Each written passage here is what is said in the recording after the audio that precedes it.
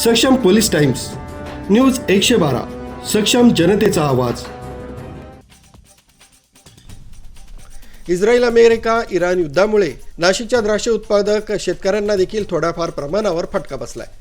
द्राक्ष मालाला चांगला भाव मिळू शकतो अशी अपेक्षा करत आहे, जेणेकरून युद्ध समाप्ती होईल आणि व्यापार उद्योग पूर्णपणे सुरळीत होईल.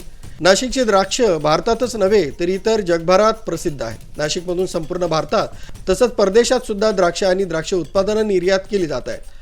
आखाती युद्धांमुळे थोड्याफार प्रमाणावर निर्यातीवर परिणाम झाला असून हवे तसे दर द्राक्ष मालाला मिळत नसून लवकरच युद्धाला पूर्णविराम मिळून बाजारपेठेत द्राक्ष मालाला चांगला भाव मिळेल असा आशावाद व्यापारी वर्ग करीत आहेत. बाबाज फ्रूट कंपनीचे संचालक अमित गोवर्धने, रुद्रेश शिंदे यांनी आपलं मनोगत व्यक्त केलं आहे. नमस्कार मंडळी, साईराम. मी अमित गोवर्धने.